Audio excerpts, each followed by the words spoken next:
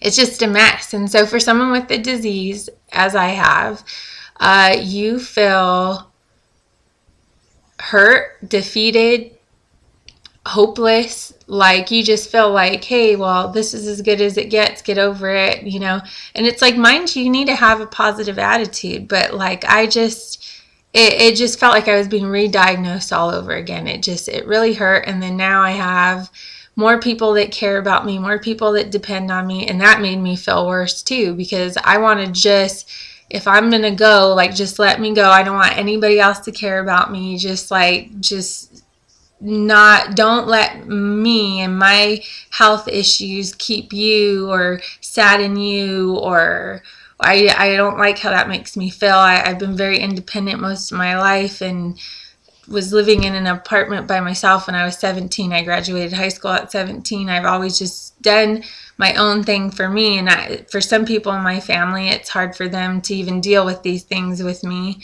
Thinking Steven's going to divorce me, or, is he disappointed because I'm too much money. I'm too much emotional issues. I'm too much. And, I'm not going to lie, I feel that way too sometimes. So when these things happen, you just have, your world is like crushing. You feel like you're drowning because your body is not correct.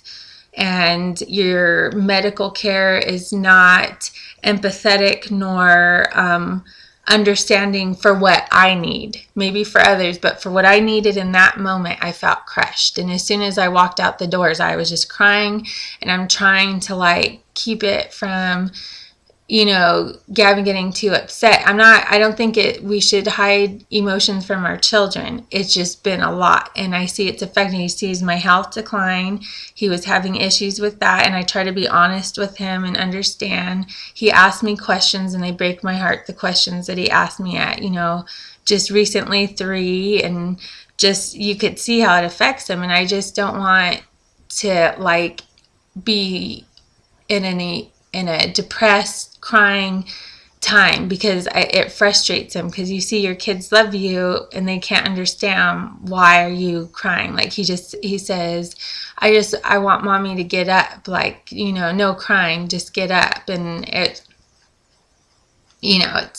nobody wants that. Nobody wants their kid, like, telling you, are you better now? Are you better now? Like, and then like get scared to be around your legs, and just because I was getting nervous, he'd get in front and I can't feel, and I'm like, Gavin, you can't get in front of my legs because mommy can fall. And it's like, and it just feels like he was seeing me decline. And then of course my temper, my shortness, because of just trying to make sure I'm safe too, it just hasn't been good. So needless to say, I'm not on the Acthar anymore. That medication's done. I still did have improvement, and I am still thankful for that sample. And I am happy for some improvement. But in the meantime, my knees are still not good. My lower back is still not great. My feet are not great. On occasion, still need my cane. Still need to sit to take a shower. I can walk and get around for a bit, but for me, the more I walk, and I don't know if other people with MS that have issues with their legs, that if you feel that the more you exert yourself, the more you walk, that the issues, if your knees and your feet are bothering you, they lock up more. And so I am still having that. And, I'm internalizing. It was a lot. The other thing, too, is, they want you to be on a disease-modifying drug, DMD.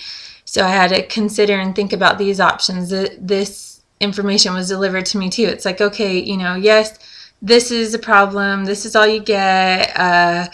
You have a disease with no cure. And by the way, you got to take something that has a percentage of keeping the disease from progressing too fast, but also has other percentages of awful things that happen.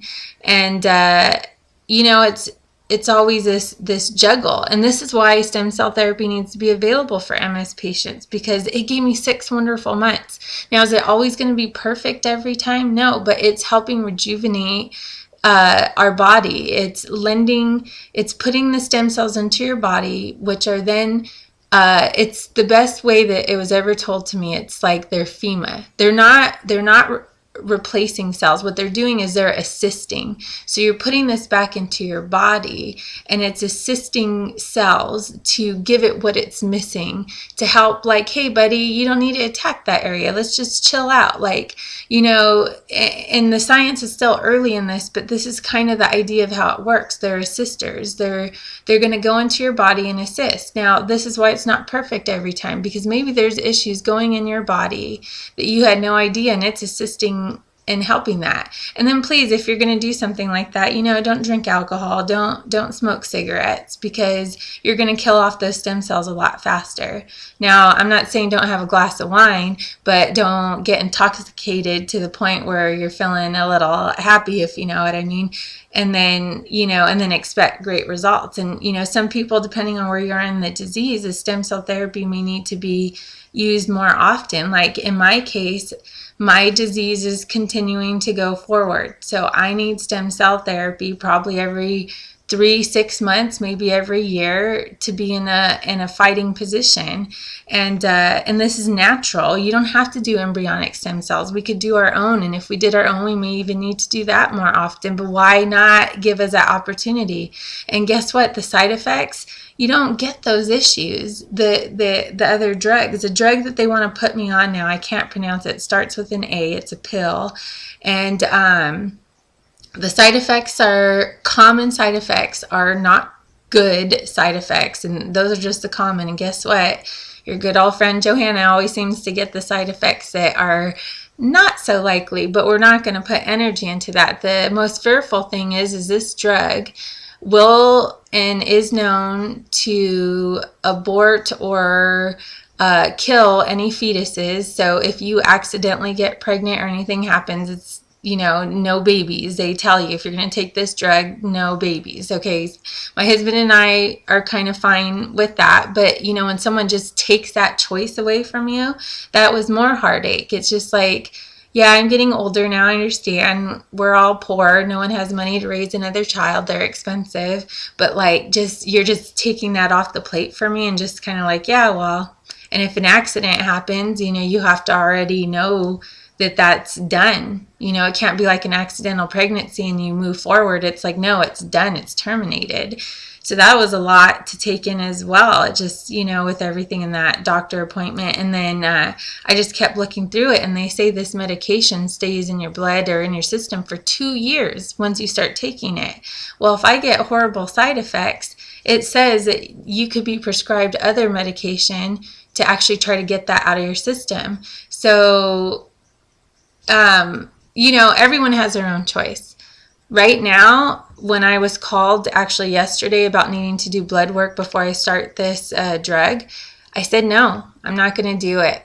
In my heart and in my gut, this is not the right choice. And maybe in some way, God, a higher power, is opening up doors and saying, Johanna, this is a bad time for you. This is not good. You need to be proactive. You need to look into therapies, and maybe that means other opinions, other options, because it's in the darkness, it's in the worst of times that you really see how things are going to unfold. Because medical care, friends, family, everyone can be all on board when you're looking good, but when the crap hits the fan and you fail and you're not what you should be, attitudes change, people change, family change, and it's because it's a combination. It's fear, it's unknown, it's disgust, it's hate, it's sadness, it's depression, and it's nuisance. Not only do I feel like a nuisance sometimes, you really feel like other people are bothered by you. Like, now you're this much more work, and it sucks. It's not cool. So that's a little background about what had happened, and to give you insight on why I just felt done,